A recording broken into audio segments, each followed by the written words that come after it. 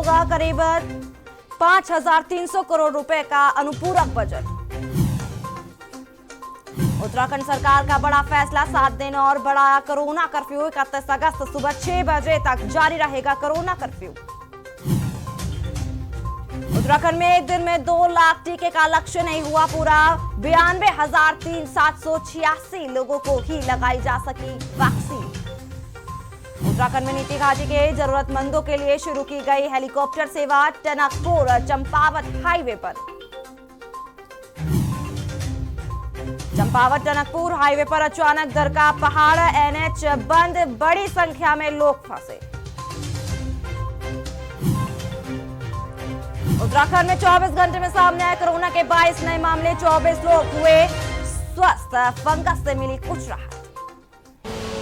आप देख रहे हैं के न्यूज, खबरों का सारथी। नमस्कार, स्वागत है आपका खबर उत्तराखंड में और मैं हूं आपके साथ सोनाली तोमर। और इस वक्त देहरादून से खबर है, जहां उत्तराखंड विधानसभा के मानसून सत्र का दूसरा दिन आज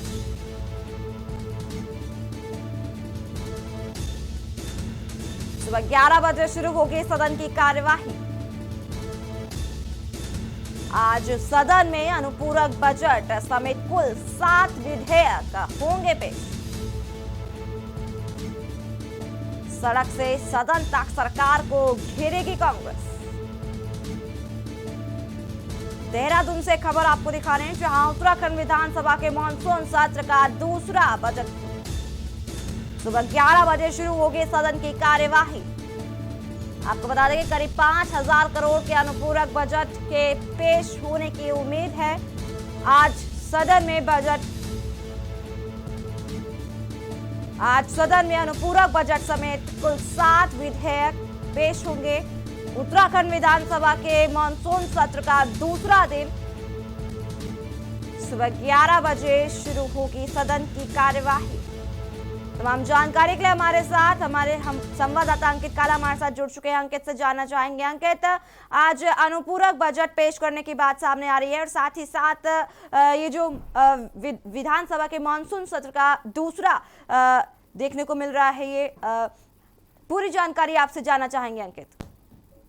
देखिए सोनाली, आज उत्तराखंड विधानसभा के मानसून सत्र का आज दूसरा दिन है और सदन की कार्रवाई सुबह 11 बजे शुरू होने जा रही है सोनाली। और कहीं ना कहीं जिस तरीके से विपक्ष के तेवर है, काफी हंगामेदार सत्र की शुरुआत रहने के आसार है।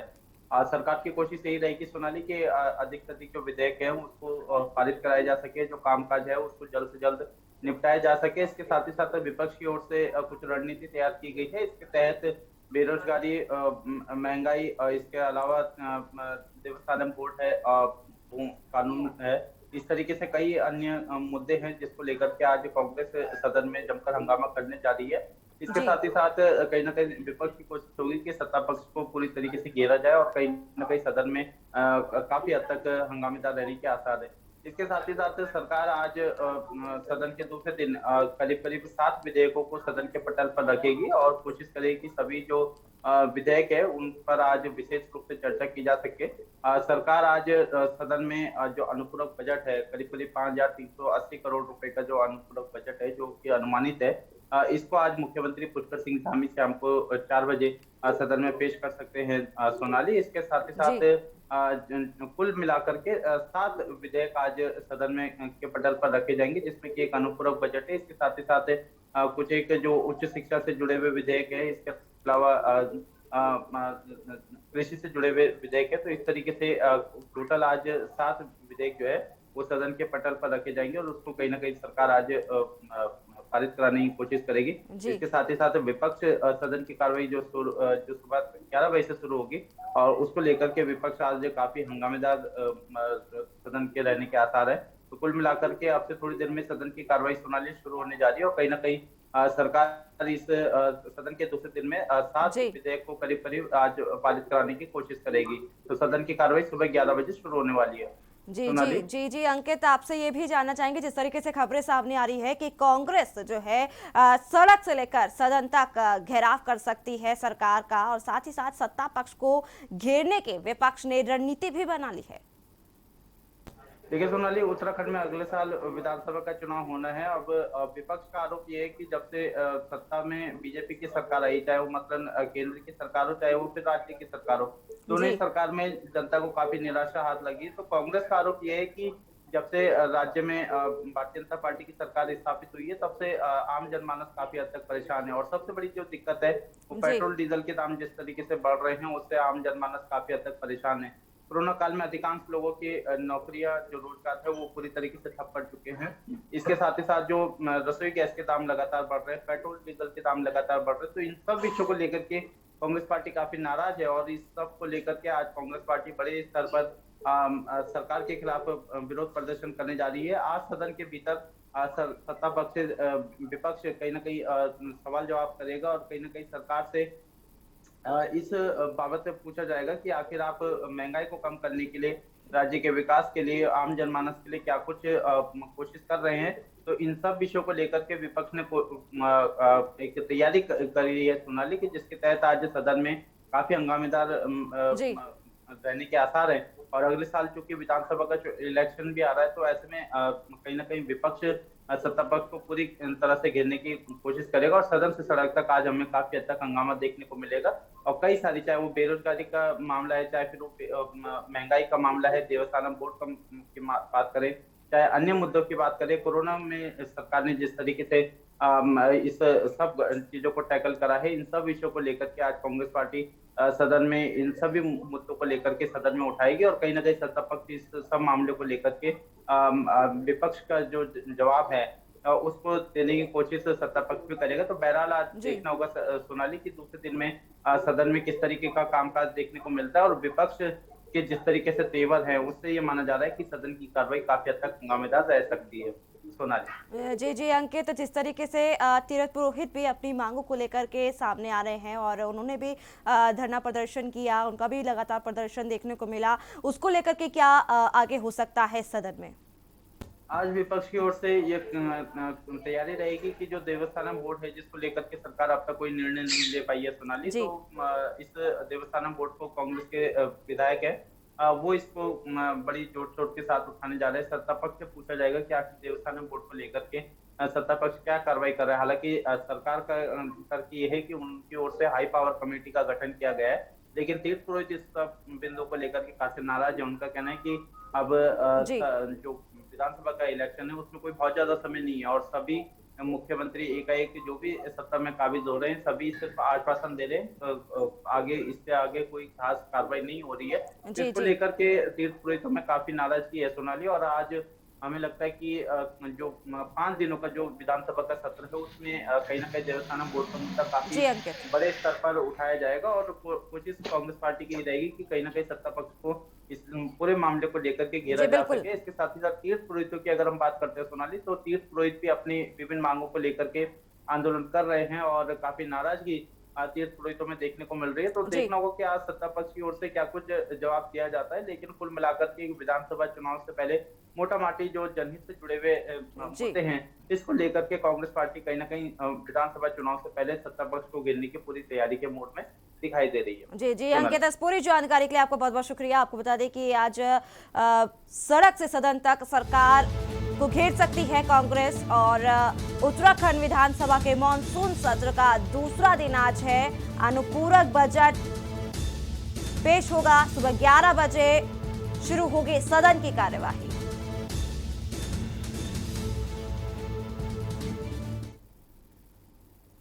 उत्तराखंड सरकार ने 7 दिन और बढ़ाया कोरोना कर्फ्यू। अब 31 अगस्त सुबह 6 बजे तक प्रभावी रहेगा कर्फ्यू। आपको बता दें कि प्रदेश में शव यात्रा में अधिकतम 50 लोग हो सकेंगे शामिल। साथ ही साथ प्रदेश में रात्रि कर्फ्यू के अलावा तमाम छूट जारी रहेगी। अब लगातार तीसरी लहर को लेकर के भी डर पैदा हो रहा है। लगातार तीसरी लहर को देखते हुए तैयारी पूरी कर ली गई है और उत्तराखंड सरकार का ये बड़ा फैसला सामने आया है, जहां 7 दिन और बढ़ाया कोरोना कर्फ्यू। बार बार लोगों से अपील की जा रही है सोशल डिस्टेंसिंग को बनाए रखने की, साथ साथ मास्क का प्रयोग करने की बार बार अपील की जा रही है। जिस तरीके से लोगों ने वैक्सीनेशन लगा लिया है, कहीं ना कहीं वैक्सीन को लेकर के लोग जागरूक हुए, लेकिन वैक्सीन के बाद जो ढीलपन देखने को मिला, लोग खुलेआम बाहर घूमते हुए नजर आ रहे हैं। उसको देखते हुए एक बार फिर 7 दिन का कोरोना कर्फ्यू बढ़ा दिया गया है। रात्रि कर्फ्यू के अलावा तमाम छूट जारी रहेगी। तमाम जानकारी के लिए हमारे साथ हमारे संवाददाता देहरादून से अशोक कुमार हमारे साथ जुड़ चुके हैं। अशोक से जानना चाहेंगे। अशोक, सबसे पहले तो आपसे जानना चाहेंगे कि उत्तराखंड में कोरोना के आंकड़े क्या क्या है?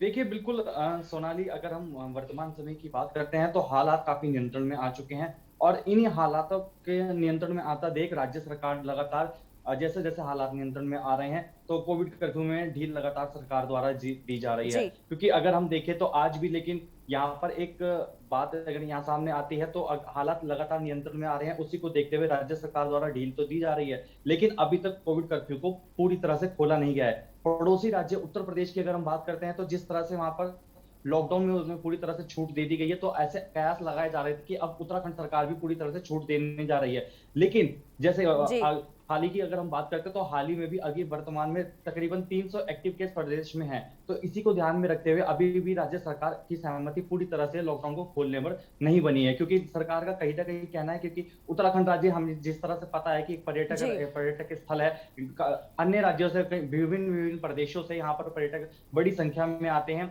और ऐसे में कहीं ना कहीं हालात फिर से खराब ना हो, नियंत्रण अभी जिस तरह से राज्य सरकार द्वारा बनाया गया है, वो जो एक चैन को कह सकते हैं क्या पकड़ बनाने पर जो राज्य सरकार जिस तरह से सफल साबित इस समय हो रहा है, वो चैन फिर से ना टूटे, उसी को ध्यान में रखते हुए कोविड कर्फ्यू में छूट नहीं दी गई है और अब कोविड कर्फ्यू की अवधि को 31 अगस्त तक बढ़ा दिया गया है और ये प्रातः 6 बजे तक यथावत जो नियम है उसी के अनुसार चलेगा। क्योंकि जिस तरह से अभी जो नियम अभी चल रहे हैं, अगर अन्य राज्य से कोई भी प्रदेश में अगर आता है तो उसको कोविड कर्फ्यू की या तो नेगेटिव रिपोर्ट दिखानी होगी, या जो 2 हफ्ते पहले जो वैक्सीन लगवाई है 15 दिन की जो रिपोर्ट होती है वो यहाँ पर उनको बॉर्डर सीमा पर दिखानी होगी। तो कह सकते हैं कि राज्य सरकार लगातार इसको लेकर मॉनिटरिंग कर रही है, सतर्कता यहाँ पर पूरा बरता हुआ है। किसी भी तरह की सारी सरकार ये नहीं चाहेगी लापरवाही हो कि ताकि फिर से हालात खराब हो। इसी को देखते हुए राज्य सरकार द्वारा लगातार कोई किसी भी तरह की कोविड कर्फ्यू में छूट नहीं दी जा रही। बात करें अब होटल की, रेस्टोरेंट, स्विमिंग पूल्स या मॉल्स की, वो अभी भी यथावत जो पहले नियम थे 50% क्षमता के साथ, उसी क्षमता के साथ खोले जा रहे हैं। और साथ ही साथ अगर कोई इनमें यहाँ पर जा भी रहा है तो उसकी पहले थर्मल स्कैनिंग भी हो रही है और सैनिटाइज भी हो रहा है, तभी उनको अनुमति दी जा रही है। तो यहाँ पर कह सकते हैं जिस तरह से सारी तैयारियां राज्य सरकार द्वारा की गई है, प्रशासन द्वारा सारी तैयारियां जो की गई हैं, वो एक बहुत ही महत्वपूर्ण और अपने आप में सराहनीय योग्य है। जी अशोक, जिस तरीके से 7 दिन और बढ़ा दिया गया है कोरोना कर्फ्यू, छूट कितनी मिलेगी लोगों को? क्योंकि कहीं ना कहीं देखने को मिल रहा है कि लोग जो है आज भी वैक्सीन लगाने के बावजूद भी उनको कहीं ना कहीं ऐसा लगता है कि कोरोना नहीं हो सकता, ना सोशल डिस्टेंसिंग का पालन किया जा रहा है और ना ही मास्क का प्रयोग किया जा रहा है। अशोक, बिल्कुल, ये एक बहुत ही महत्वपूर्ण सवाल है सोनाली, सोशल डिस्टेंस को लेकर। क्योंकि सोशल डिस्टेंस का पालन करवाना अपने आप में सरकार के लिए भी और प्रशासन के लिए अपने आप में एक बहुत बड़ी चुनौती होता है। क्योंकि ऐसे में जब हम यही बात प्रशासन से बात करते हैं तो खुद क्योंकि प्रशासन ये बात खुद इसको स्वीकार भी करता है कि अगर हम सोशल डिस्टेंस का अगर यहाँ पर पर्टिकुलर बात करते हैं, अगर उसका पालन कराया जाए तो जो नियम है और अन्य जो नियम है या फिर जिस तरह के यातायात व्यवस्था है जो खराब होती हैं इस दौरान, और कहीं इस तरह की जो कोरोना में अगर हम संयम रखने में कहीं ना कहीं विफल साबित होते हैं तो उसमें कहीं ना कहीं विफल साबित हो सकते हैं। तो यहाँ तक ये कह सकते हैं कि सोशल डिस्टेंस को लेकर राज्य सरकार द्वारा कहीं ना कहीं लापरवाही, प्रशासन द्वारा लापरवाही साफ तौर पर देखने को मिलती है। ये अपने आप में एक बहुत बड़ी चुनौती होता है। ऐसे में सरकार को और प्रशासन को इस पर काम करने की बहुत ज्यादा जरूरत है कि सोशल डिस्टेंस का किस तरह से पालन करवाया जाए, क्योंकि यही एक सबसे बड़ी बात है। अगर सोशल डिस्टेंस का पालन नहीं होता है तो ऐसा कहना बिल्कुल भी गलत नहीं होगा कि प्रदेश में हालात फिर से नहीं बिगड़ेंगे। इसीलिए जिस तरह से वैक्सीन तो लगाई जा रही है, लेकिन अभी भी अगर हम प्रदेश में ग्रामीण क्षेत्रों की बात करें, गांव के क्षेत्रों की बात करें, तो कहीं ना कहीं वैक्सीन को लेकर अभी भी ऐसे बहुत से लोग हैं कि जिनको वैक्सीनेशन की पहली डोज भी नहीं लगी है। जी अशोक, ऐसे लापरवाही अगर बढ़ती है तो कहीं ना कहीं आंकड़े एक बार फिर से उछाल खाएंगे। एक बार फिर से आंकड़े बनेंगे और प्रदेश के जो हालात, जो राज्य सरकार अभी इस समय काबू में है राज्य सरकार द्वारा, उसी को लेकर फिर कहीं ना कहीं खराब जी हो बिल्कुल सकते हैं। बिल्कुल तो अशोक। ऐसे करने की बहुत ज्यादा जरूरत है। जी अशोक, इस पूरी जानकारी के लिए आपका बहुत बहुत शुक्रिया। बता दें कि एक बार फिर 7 दिन और बढ़ा दिया गया है कोरोना कर्फ्यू। कुछ छूट के साथ कोरोना कर्फ्यू बढ़ाया गया है, लेकिन सोशल डिस्टेंसिंग का पालन करना अनिवार्य है और मास्क का प्रयोग लगातार करना बहुत जरूरी है। गाइडलाइंस का पूरा पालन करना होगा।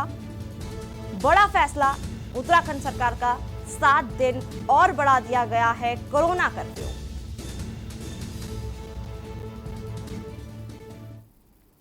और इस वक्त देहरादून से खबर है, जहां उपवास पर बैठेंगे किशोर उपाध्याय। आज विधानसभा में कांग्रेस कार्यकर्ताओं के साथ बैठेंगे उपवास पर। देहरादून से खबर, जहां आज विधानसभा में कांग्रेस कार्यकर्ताओं के साथ उपवास पर बैठेंगे वनाधिकार आंदोलन के सदस्य भी बैठेंगे उपवास पर। 3 सूत्रीय मांगों को लेकर उपवास पर बैठेंगे। देहरादून से खबर, जहां उपवास पर बैठेंगे किशोर उपाध्याय। आज विधानसभा में कांग्रेस कार्यकर्ताओं के साथ किशोर उपाध्याय उपवास पर बैठेंगे। बाजपुर में विद्युत पोल पर प्रचार सामग्री लगाए जाने के विरोध में विद्युत विभाग के अधिकारियों ने कोतवाली में तहरीर देकर आम आदमी पार्टी सहित अन्य पार्टियों के कार्यकर्ताओं पर मुकदमा दर्ज कराया है। वहीं पुलिस मुकदमा दर्ज कर मामले की जांच कर रही है। बता दें कि विधानसभा चुनाव के नजदीक आते ही सभी पार्टियों के कार्यकर्ता बड़े बड़े होल्डिंग लगाकर जनता में अपनी पैठ बनाने का प्रयास कर रही है। वहीं आम आदमी पार्टी सहित अन्य पार्टियों के कार्यकर्ताओं द्वारा विद्युत पोल पर बड़े बड़े फ्लैक्स लगाए गए हैं। वहीं पुलिस ने विद्युत विभाग के अधिकारी की तहरीर पर आम आदमी पार्टी सहित अन्य पार्टियों के कार्यकर्ताओं के खिलाफ मुकदमा दर्ज किया गया है। इस दौरान विद्युत विभाग के एसडीओ गुलशन गुलानी ने कहा कि विद्युत विभाग के कर्मचारी को काफी परेशानी उठानी पड़ रही है, जिसके चलते कार्यवाही अमल में लाई गई है। एक्चुअली हमारे जो विद्युत पोल होते हैं, तो सुरक्षा मानकों की दृष्टि से जो नियम है वो ये है कि आप कोई भी बैनर या होर्डिंग उस पर नहीं लगा सकते हैं। और ये पाया गया कि पिछले कुछ दिनों से कुछ राजनीतिक पार्टी के होर्डिंग्स लगे हैं और प्रचार वाले होर्डिंग्स लगे हैं, तो इसके खिलाफ कार्रवाई करने के लिए हमने तैयारी की है। हमने एक पर्टिकुलर किसी को फोकस नहीं किया है। आम आदमी पार्टी के बड़े होर्डिंग्स हैं जो भी विगत कुछ दिनों में कुछ ज़्यादा लगे हैं, तो इसलिए उनको बताया गया। और बाकी जो अन्य पार्टियों के वो होर्डिंग्स हैं उनके लिए भी बताया गया। सुरक्षा की दृष्टि से हमारे कार्य करने में भी समस्या आती है उसमें। चमोली जिले के नीति घाटी में विगत कुछ दिनों से प्राकृतिक आपदा के कारण सड़क मार्ग टूटने से वहां का जनजीवन अस्त व्यस्त हो गया है। ग्रामीणों को परेशानियों का सामना करना पड़ रहा है। आपातकालीन स्थितियों में प्रयोग के लिए प्रशासन द्वारा लाता मलारी अति आवश्यक हेली सेवा शुरू की। हेली से मलारी घाटी के निवासियों के लिए मेडिकल टीम और खाद्यान्न भेजा गया। पिछले 1 सप्ताह से सड़क बंद होने के बाद सीमांत घाटी के लिए प्रशासन ने हेली सेवा शुरू की, जिसका आपातकालीन स्थिति में प्रयोग किया जाएगा। हेली व्यवस्था सुचारू किए जाने और आपातकालीन स्थितियों में प्रशासन की ओर से ये हेली सेवा शुरू की है। वहीं इससे पूर्व अपनी विभिन्न मांगों को लेकर ग्रामीणों द्वारा प्रदर्शन भी किया गया।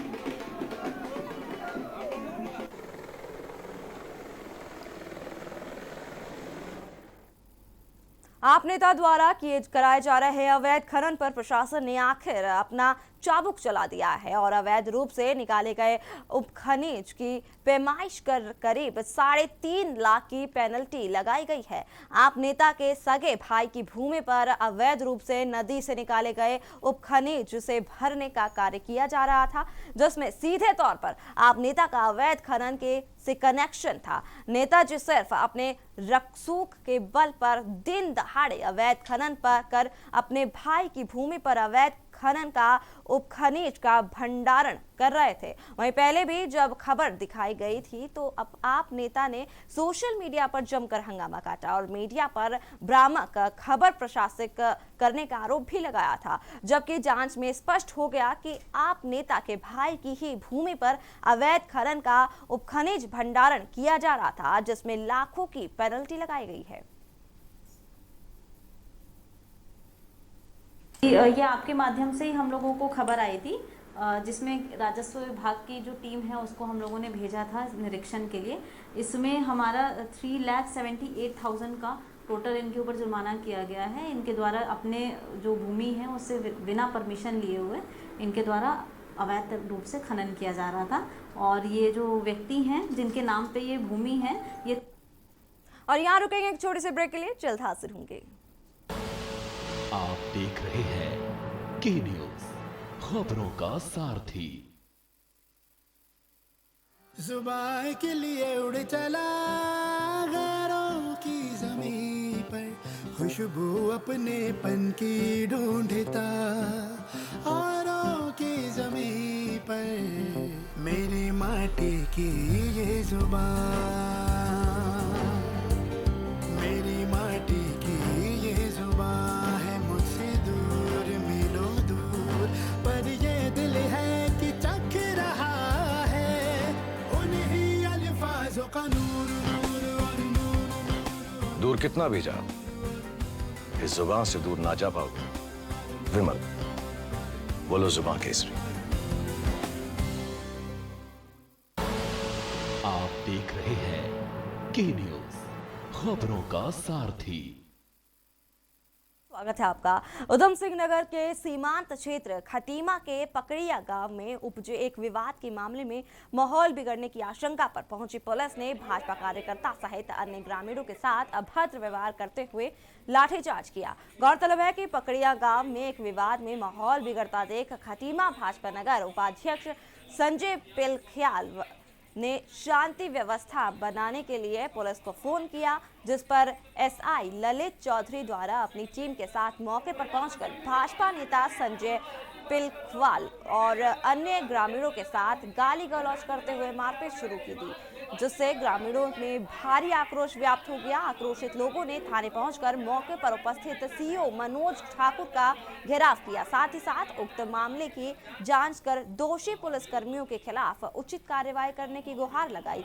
एसआई के खिलाफ एक प्रार्थना पत्र भी आया है, जिसमें मेरे द्वारा आश्वासन दिया गया कि हम जांच करने के लिए उचित कार्रवाई करेंगे।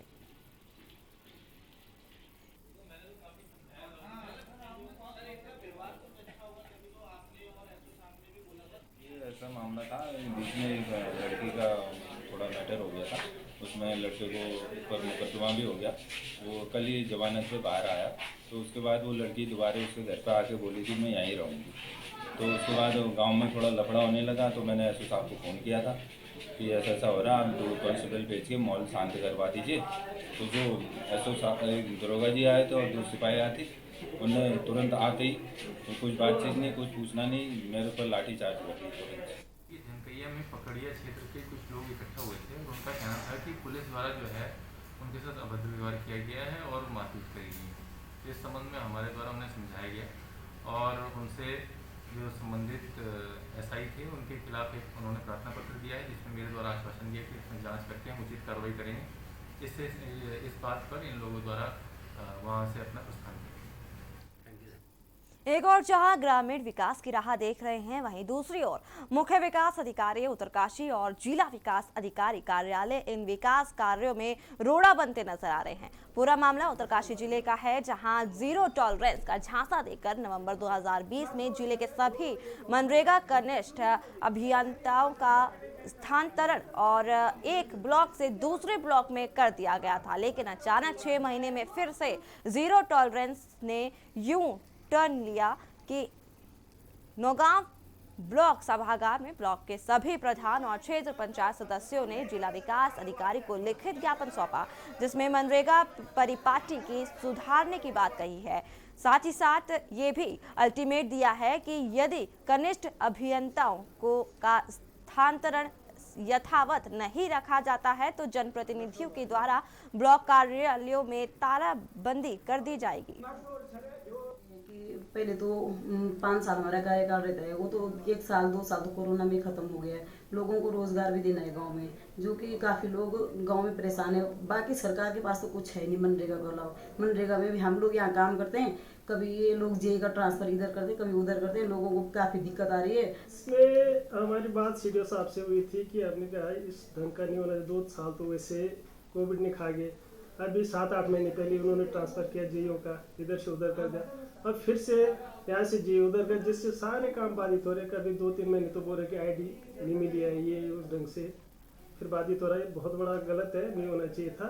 जो भी हमने ट्रांसफ़र किए हैं अभी इन्हीं के आवेदन पे किए हैं। इनकी समस्याएं थी कि साहब डुंडा वाला मौरी कर दिया गया, मौरी वाला डुंडा कर दिया गया, इनकी फैमिली यहाँ रहती है, तो उसके मद्देनजर रखते हुए जो इनके आवेदन आए थे उसी हिसाब से हमने स्थानांतरित किए हैं।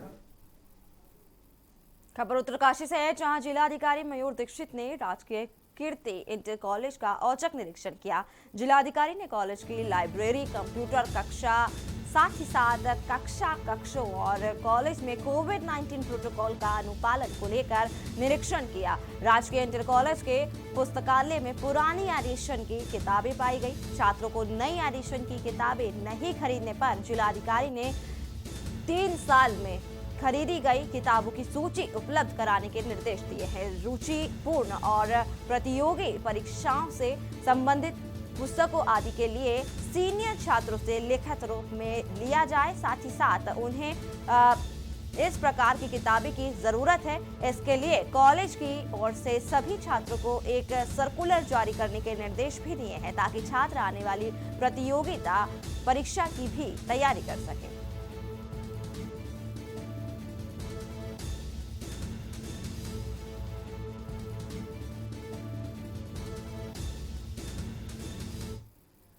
उत्तरकाशी के नौगांव नई नगर पंचायत की है, जहां 4 ग्राम पंचायत से बनी नौगांव नगर पंचायत में बजट कोरोना बताया जा रहा है।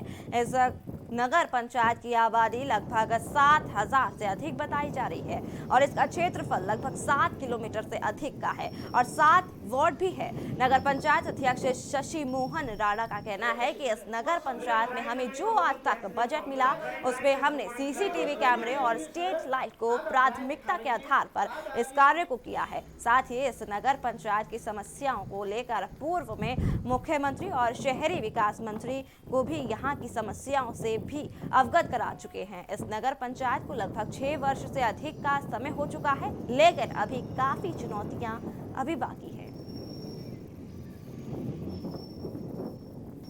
अगर ये देखें कि नगर पंचायत को हटा के इन्होंने जो भाई ग्राम सभा को हटा के जो नगर पंचायत किया है, इससे यहाँ के जो स्थानीय लोगों को बहुत घाटा है। आप इन 4 ग्राम सभाओं का पिछला रिकॉर्ड उठा के देखिए, उनका बजट उठा के देखिए, चाहे वो राज्य सेक्टर में हो या मनरेगा में हो या किसी भी फंड से आता हो, और वर्तमान का बजट उठा के देख लीजिए, बहुत आपको अंतर मिलेगा। लोग जो है बहुत परेशान हैं और मुझे नहीं लगता कि कोई खास फायदा जो है इस नगर पंचायत को बनाने से हुआ है। इस समय जो हमारे यहाँ पे नई नगर पंचायत है, इसका बजट तो खैर अभी काफ़ी कम आ रहा है। साल का जो हमारा जो बजट है राज्य वित्त में जो है 75 लाख रुपए है, जिसमें कि हम लोग जो है पूरे कर्मचारियों की सैलरी भी दे रहे हैं, साफ़ सफाई का है और अन्य कई खर्चे हम लोगों के हैं।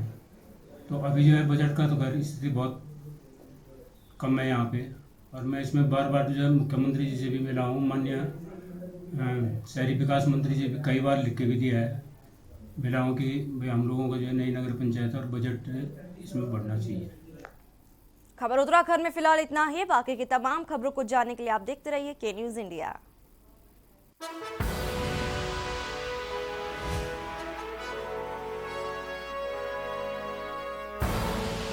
आप देख रहे हैं के न्यूज़, खबरों का सारथी। जुबान के लिए उड़ चला गैरों की ज़मीं पर, खुशबू अपने पन की ढूंढता। दूर कितना भी जा, इस जुबान से दूर ना जा पाओगे। विमल, बोलो जुबान केसरी।